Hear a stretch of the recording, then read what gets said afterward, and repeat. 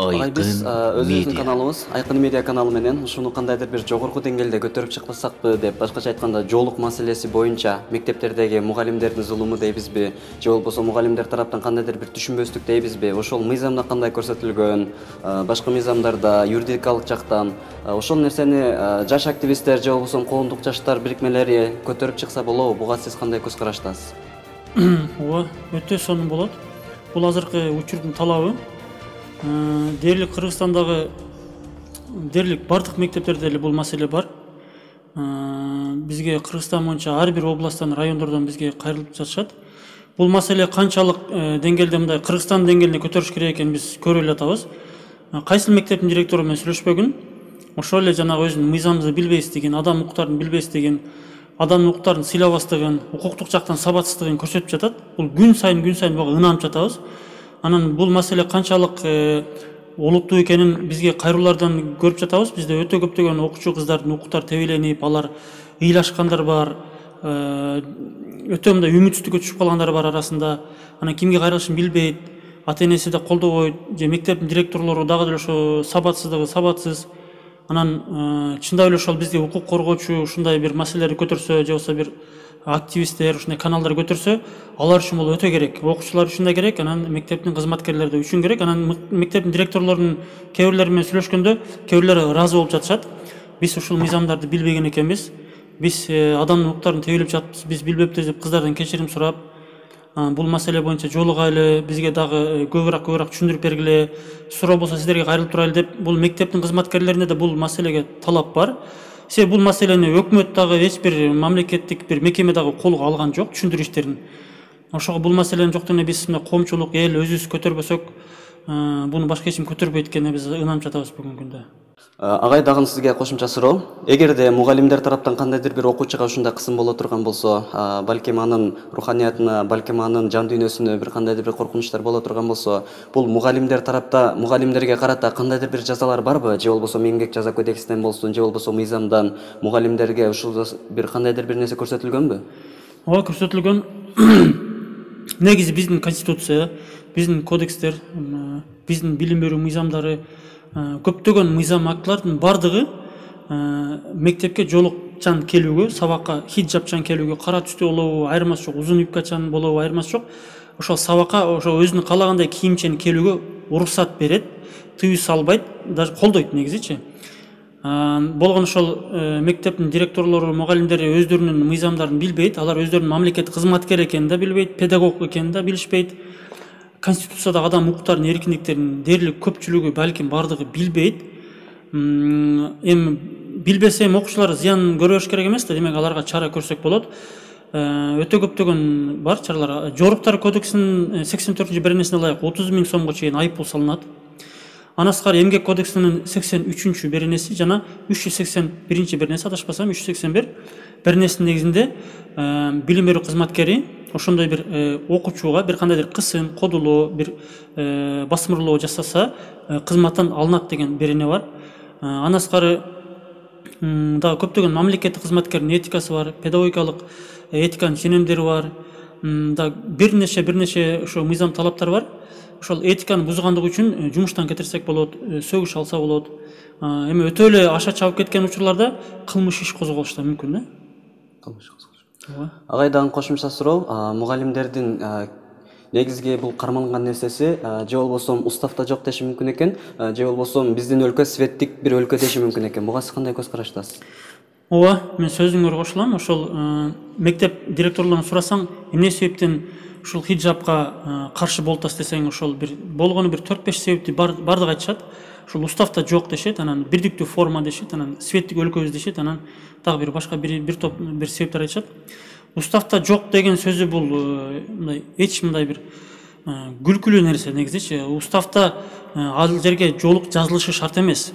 Анан жашоодогу бардык нерсени уставка киргизе албайсың да. Устав эми бир 5-6 барактагы эле бир кагаз болот. Анда уставка сумканы кириш керек, өтүктү киргизиш керек, шоколадты кириш керек, ручканы кириш керек. Уставда көп нерсе жок да. Ошо жолук деле көрсөтүлгөн эмес, сумкачан келсе болот деп көрсөтүлгөн эмес, өтүк кийип келсе болот деп жазылган эмес, сумкаңа шоколад салып келсең болот деп жазылган эмес. Уставда өтө көп нерсе жазылган эмес. Анда биз уставда жок деген эреже менен иш алып бара турган болсок, анда биз уставда өтүк жазылбаптыр, анда өтүк менен келбей деп анда өтүккө дагы тыюу салышыбыз керек. Бул бир болгон бир жаш баланын сөзү да, ачык эле айткандачы. Бул ошо жанагы эптеп өзүн акташтын бир жолу. Экинчи, бирдиктүү форма жөнүндө сөз кыла турсак, бирдиктүү форма бул өкмөт тарабынан сунушталат, ал милдеттүү эмес. Эгер бирөө бирдиктүү форманы толугу менен же болбосо жарым жартылай сактабаса, кийбесе, мисалы үчүн ага эч кандай жаза чара жок. Ал бирдиктүү форманы кийип туруп деле ошол бирдиктүү форманын үстүнөн же болбосо кофтанын ичинен ошол хиджабын кандай түстө болбосун салынганы эч нерсе тыюу салбайт. Узун юбка кийгенде эч нерсе тыюу салбайт. Болгону бул мектептин директорлорунун ошол укуктук жактан сабатсыздыгы жана бир кыскасы бул туура эмес көрүнүш бул негизи. Ал эми жана светтик өлкө деген бул светтик өлкө чындап эле конституция боюнча бул дагы кечээ эле жакында эле ойлоп табылган нерсе. Ага чейин светтик деген сөз эле жок болчу.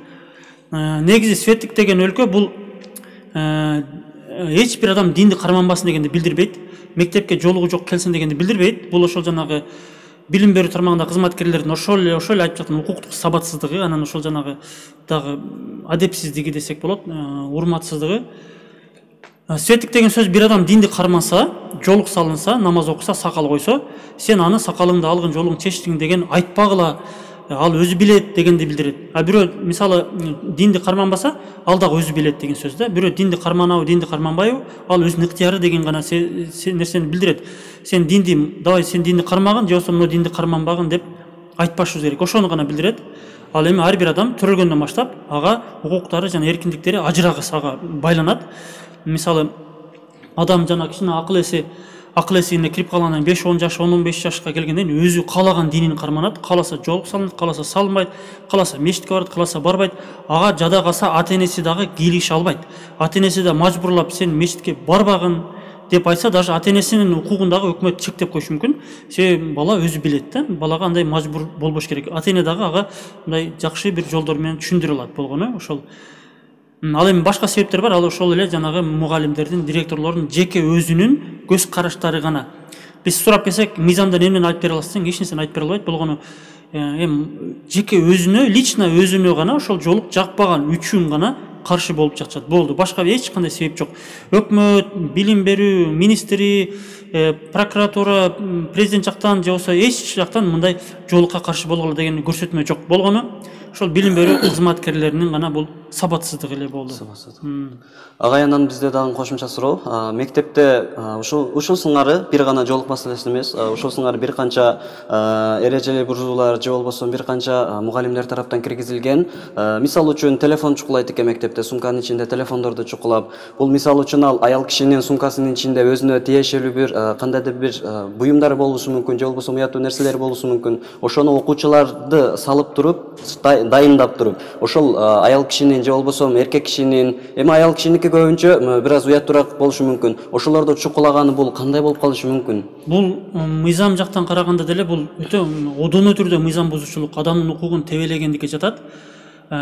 Бизде бир гана түрмөлөрдө, жанагы убактылуу кармоочу жайларда, ИВСтерде айыпталуучулар, шектүүлөр кармалганда гана ошол жерде гана ошол мындай тинтүү болот. Бычак бир нерсе менен кирип кетпесин депчи, жийип болуп кетпесин депчи.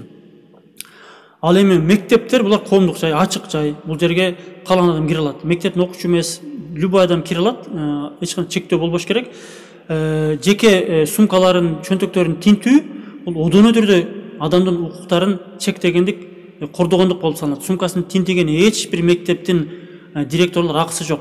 Ошол жана жогорку класстагы окуучуларын дайындап коет экен, анан кирип аткан сумкасын тинтип, сумкасында телефон болсо, телефон алып коет экен. Кээ бир мектептерде айып пул салат экен. 1000 сом төлөгөн учурлар да бар экен да. 1000 сом пул салып, болсо штрафын төлөбөсө, айып пулун салса, телефон бербей коет экен.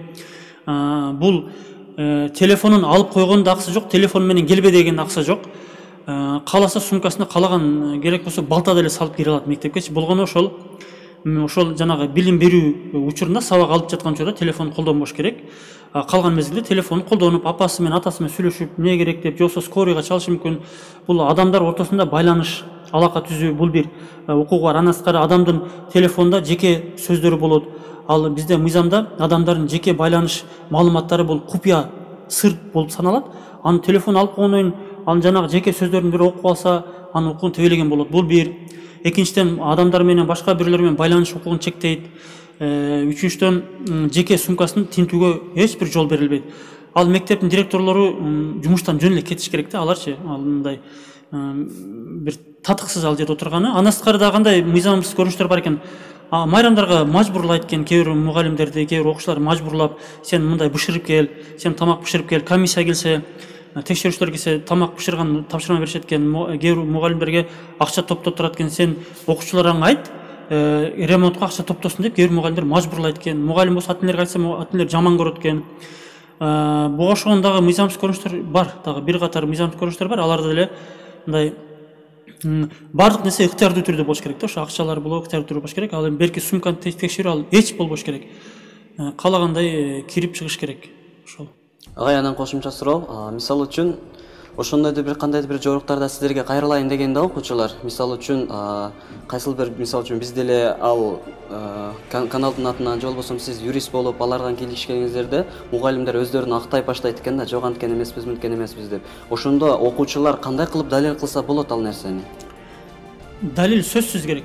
Биз мындай канча тажрыйбада көрдүк. Ошол биринчи окуучу кыздар же ата энелер кайрылат, биздин кызыбызды ушундай кылды, уят кылды, кемсинтти, шерменде кылды, жолугун колу менен жулуп салат экен, жосо сабактан чыгарып салат экен, мектепке киргизбей коет экен, уят сөздөр менен неме кылат экен, өтө адепсиз сөздөр менен аны абийиринин кыздар ыйлайт экен, кээ бир кыздар башка мектепке кетип калат экен, кээ бир кыздар 9 бүткөндөн медресеге тапшырып коет экен, мектепти таштап салат экен, бирөө толо элечи. Кыскасы мындай көрүнүштөр өтө көп да. Сөзсүз далил болуш керек, сөзсүз түрдө. Анын далилдердин ушу диктофон сөз колдонуш керек. Ошол жанагы эчекесин билет, алдын ала азыр жолук боюнча сөз кылат дейт дагы, мектепке жакында гана диктофон жандырыш керек. Өзү жандыра албаса, шерик кызы же болсо ата энеси мектепке келип туруп, диктофон жандырып туруп, мектепке келип туруп, мен мына кызым ушундай, сиз жолукка каршы чыккан экенсиз деп туруп, сиз ушуга кандай көз карашыңыз, өткөн ушундай деген экенсиз го деп ачык эле сөзгө тартса, тиги көп учурларда мыйзамды билбеген үчүн, сабатсыз болгон үчүн айтып эле салат. Ички дүнү айтып эле салат да, себеби билбейт. Анан билип алса, эгер диктофон кылып билип алсам да алар коркот мыйзамдан. Корккон үчүн эми мен деп мындай ачык сураганда, негизи мектептин директорлору бардыгы эч бириси ачык түрдө жолукка каршы чыга албайт, ачык түрдө. Сүйлөшкөндө мен каршы болгон жокмун, ал жалган, биздин мектепте андай каршылык жок деп калпелей эле эки жүздүү боло беришет. Чын-чынына келгенде болгон болот, каршылык болгон болот. Булар эми жанагы өздөрүнүн айыбы күнөөлүү экенин билет да. Күнөөлүү экенин билет дагы, анан бул өзүнүн жеке оюнан чыгып калган билет дагы, анан өзүн айыптуу сезет дагы, анан телевиденияга же юристтерге, прокурорго айта албайт ачык түрдө. Булардын алы негизи окуучу кыздарга гана жетет да. Булар алсыз, сабатсыз бир немелер да, бир кызматкерлер. Чындыгы ата энеси кесе, кээ бирлердин ата энесине айтат экен, кээ бирлердин ата энесине айта албайт экен. Жок, мен каршы эмесмин деп. Чын-чынына келгенде окуучу кызды кемсинет экен. Бир жак арызданса, сабактарын сурабай, бааларды койбой, конкурстарга, олимпиадаларга катыштырбай, анан ушундай кысым болот экен негизичи. Сөздөр диктофон, видео деле тартса болот. Керек болсо ачык эле видеону тартса болот, мынтип келип эле. Урматтуу эжеке, мен ата энеси болом же акеси болом же жердеш болом, сиз жолго каршы чыккан экенсиз. Айтыңызчы эми кана. Не болобу болбойбу деп эле айтса болот. Видеого тартса болот, ага мыйзам тыюу салбайт. Мектепке кирип, кабинетине кирип эле урматтуу директор ушундай болгон экен. Ачык колдонсо болот, видео диктофон, же болсо жашыруун колдонсо болот. Андан сырткары WhatsApp'тара келет, мугалимдердин группасына жанагы WhatsApp группаларына келет. Мындай келбей келет. Же болсо WhatsApp'тан окуучу кыз же ата энеси сураса болот. Мен кызым же болсо мен орондум болчу, эми сабакка эртең барсам болобу, оронсун барсам болобу деп сураса, тиги ачык эле жооп берет. Болбойт, каяктагы неме болбойт, мыйзамда уруксат бербейт деп жооп берет. Ошол далил катары кетет дагы, ошону скриншот кылып туруп бизге жиберсе, же болсо башка бирөө жиберсе, далил болот. Андан сырткары телефону чалса болот, окуучу кыз же болсо ата энеси чалса болот, же болсо любой башка бирөө чалса болот. Менин карындашым бар эле, оронойн деп барды эле, анан эртең оронуп барат. Сиз ошо каршысызбы, каршы эмессизби, уруксат берилеби, берилбейби деп. Анан эгер каршымын деп айтыштан коркот кээ бирлери айландырып туруп, эзилип, анан эми андай мындай бир нерсе дейт. Ошо деле каршылык катары кабыл кылып бааласа болот да. Далил сөз болуш керек, себеби далил болбосо, ошол жанагы сабатсыз, адам укуктарын сыйлабаган, окуучуларды адам катары көрбөгөн, ошол жана директор, завучтар, алар мындай чара колдонуш бир аз кыйыныраак болуп калат. Далил болбосо деле биз арыз жаза беребиз, министрге, ген прокурорго акыйкатчы жаза беребиз. Ошол далил болбосо дагы алар мойнуна албаса дагы, алар акыйкатчыга барат, түшүнүк кат жазат, прокурорго түшүнүк кат жазат, билим берүү бөлүмүнө түшүнүк кат жазат. Анан акыры бир жеринин сөзүнөн жаңылат барыбычы, себеби сабатсыз да. Баары эле ушу жанагы эми бизде бирдиктүү форма бар деп баары эле өзүнүн абийирин, өзүнүн чын жүзүн ачып салат. Себеби юрист эмес, ошого далил болбосо деле биз чара колдоно беребиз буюрса иншалла. Агай, анан ушундай укук бузуулар боло турган болсо, окуучулар кимге кайрылышты билбейт экен да, кимге кайрылышты. Ошондо кимге кайрылса болот, мисалы үчүн укук коргоо органдарына же болбосо сиздин жекече номерлериңизди экран жүзүнө чыгарып койсокпу? Ооба, bunday маселелерди көбүнчө окуучу кыздар, ата-энелери коркут экен арызданыштан. Себеби жанагы арыздангандан кийин окуучу мектептин мугалимдери тарабынан окуучу кыздарга ата-энелерине кысым болот экен. Кысым болуп, басмырлоолор, куугунтуктоолор болот экен. Ошол эле адепсиздик, ошол эле жана сабатсыздык, анан жанагы бир былжыраган сөздөрүн айтат экен, анан сен арзанган болуп калдыңбы, тиги болуп калдың деп кызды чүнчүтөт экен. Ал бул асмандан алган жокпуз, бул болуп эле жаткан нерселер. Эч коркпош керек, эч коркпош керек. Кайсыл мектепте директор каш болсо, бир укук коргоочу бар экен, Кубанычбек Бакиров деген. Ошол менен сүйлөшөсүзбү деп мен менен чалт түрлүү сүйлөштүрүп койсун. Мен любой билим берүү кызматкери менен ким болбосун ушул маселеде мектеп жана бул билим алуу маселесинде мен сүйлөшө алам иншалла. Любой менен сүйлөшө берем. Все мыйзамдарды жакшы эле билебиз. Сүйлөшө беребиз. Болсо өзүнүн атын жашыруун калтыргысы келсе, биздин WhatsApp номерибизге жазса болот. Мен паланча мектепте окуймун, паланчынчы класста, паланча областта, райондо мектептин аты мындай, директордун аты мындай, телефону мындай, завуч мындай, мага паланча эжекке каршы болду 2 күн мурун же 1 жыл мурун, 2 жыл мурун каршы болсо деле айта берсин, 3 жыл мурун, 10 жыл мурун каршы болсо айта берсе болот. Каршы болгон мындай деген азыр деле каршы жолук кие албайтам деп айтса, биз анын окуучунун аты жөнүн айтпайбыз, ата-энесинин аты жөнүн айтпайбыз. Мектептин директору менен сүйлөшөбүз. Бизге бирөөлөр кайрылды, сиздин мектепте жолукка каршы экен деп. Ушул боюнча эмне деп айта аласыз дейбиз. Анан ал жоогуну кабызса, анан биз ага түшүндүрүштөрүн жүргүзөбүз. Анан кээ бир арасынан саналуулары мен түшүндүм, мыйзам талаптарын өтө рахматмын, сага ыраазымын дейт. Кыздардан кечирим сурап, ошентип анан бул маселеге чек койгондор болду. Алар бирок өтө саналуу эле. Анан кээ бирлери кальпеле эле мындай деп койсо, үстүнөн сөз түрдө жазабыз биз. Анан каршы боло берсе, сөз түрдө анан чара колдонуңузду талап кылабыз, сөз түрдө. Анан чаралар колдонуп атат. Биз уже арызыбыз тийиштүү жактарга жетпей туруп эле уже бир областта мектеп директору кетти, бир завучтар сөгүш алып атат. Уже жыйынтыктар бар буюрса. Рахмат агай, катышып бергениңизге чоң рахмат.